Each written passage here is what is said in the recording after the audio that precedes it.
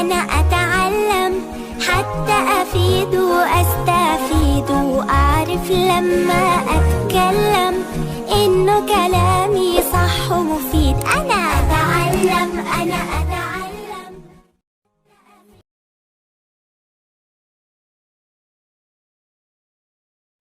بسم اللہ الرحمن الرحیم. رب اشرح لی صدری ویسر لی امری واحلل عقدۃ من لسانی یفقہوا قولی. سبق نمبر 4 میں ہم نے جانا تھا کہ کلمہ کہتے ہیں کسی بامعنی لفظ کو، یعنی اس لفظ کو جس کا کچھ مطلب ہو اسے کلمہ کہتے ہیں.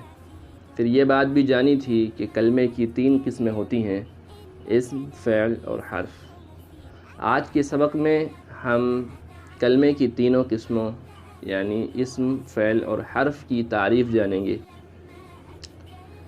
اسم، جسے انگلش کے اندر ناؤن کہتے ہیں، کسی بھی چیز کے نام کو اسم کہا جاتا ہے، چاہے وہ کسی شخص کا خاص نام ہو، چاہے عام لفظ جو کہے جاتے ہیں چاہے وہ عام نام ہو، چاہے وہ کسی شہر کا نام ہو، کسی قصبے کا نام ہو، کسی جانور کا نام ہو، ملک کا نام ہو، مہینے کا نام ہو، ہفتے کا نام ہو، یہ سب اسم کہلاتے ہیں. جیسے خالد، خالد یہ خاص نام ہو گیا. اسی طرح طالب، طالب علم یہ بھی اسم ہے لیکن خاص اسم نہیں ہے، خاص نام نہیں ہے، بلکہ جب طالبن کہا جاتا ہے تو طالبن جب کہتے ہیں تو اس سے پوری جنس اور پوری قسم مراد ہوتی ہے. جو بھی طالب علم ہوگا اس کو ہم طالبن کہیں گے. اسی طرح کسی شہر کا نام ہو جیسے لکھنؤ، جے پور، تو یہ اسم ہے. کسی ملک کا نام ہو الہند، ہندوستان، پاکستان، تو یہ سب اسم ہیں. آسان لفظوں میں اگر کسی کو آپ اسم کی تعریف سنانا چاہیں تو یہ بات کہہ سکتے ہیں: جو اپنے معنی خود بتائے اور اس میں کوئی زمانہ نہ پایا جائے وہ اسم ہے. اس کے بعد ہے فعل. فعل کہتے ہیں کسی بھی کام کو کرنا، یہ فعل ہے. پڑھنا، لکھنا، کھانا، پینا، سونا، جانا، اٹھنا، بیٹھنا، جو بھی کام کرتے ہیں وہ سب کے سب ان سب کو ہم فعل کہتے ہیں. جیسے اکلا اس نے کھایا، ضربا اس نے مارا، ناما وہ سو گیا، ضحکا وہ ہنسا، یذهب وہ جاتا ہے یا جائے گا، یأکل وہ کھاتا ہے یا کھائے گا. اب فعل کے تعلق سے بھی 2 باتیں یاد رکھیں.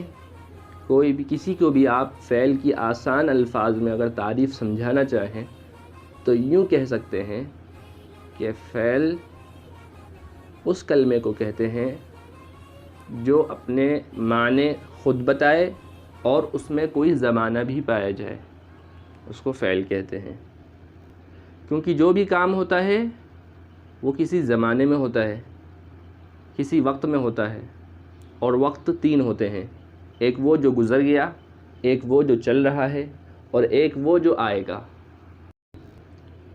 جو گزر گیا ہے اسے ماضی کہتے ہیں، جو چل رہا ہے اسے حال کہتے ہیں، اور جو آئے گا اسے مستقبل کہتے ہیں. انگلش میں انہی تینوں کو کہا جاتا ہے پاسٹ، پریزنٹ اینڈ فیوچر. تو اسم کے تعلق سے آپ نے جانا تھا اس کی آسان تعریف کیا؟ جو اپنا مطلب خود بتائے اور اس میں کوئی زمانہ نہ پایا جائے. اس میں کوئی زمانہ نہیں پایا جاتا، کوئی وقت نہیں پایا جاتا. آپ اگر کسی کو کہتے ہیں خالد تو خالد کے اندر کوئی زمانہ تھوڑی پایا جاتا ہے، کوئی وقت تھوڑی پایا جاتا ہے. آپ کہتے ہیں انسان، آپ کہتے ہیں طالب علم، آپ کہتے ہیں پانی، تو ان سب میں زمانہ نہیں پایا جاتا ہے. ہاں ان کا مطلب کسی سے ملے بغیر ہی سمجھ میں آ جاتا ہے. چلیے اب ہم جانیں کہ حرف کسے کہتے ہیں. حرف اس کلمے کو کہتے ہیں جسے اپنے معنی بتانے کے لیے کسی دوسرے کلمے کی ضرورت ہوتی ہے. جیسے الا طرف یا تک، من سے۔ اب ان دونوں کے تو ابھی الا کا مطلب اور من کا مطلب پوری طرح واضح نہیں ہوا ہے، ان کا خود اپنا مطلب تو ہے لیکن صاف اور واضح نہیں ہے۔ تو اپنا مطلب بتانے کے لیے اور پورا واضح کرنے کے لیے حرف کو ضرورت ہوتی ہے دوسرے کلمات کی۔ جب ہم حرف کو ملا لیتے ہیں دوسرے کلمات کے ساتھ، جیسے ہم کہتے ہیں ذہب حامد الی البیت، حامد گھر کی طرف گیا۔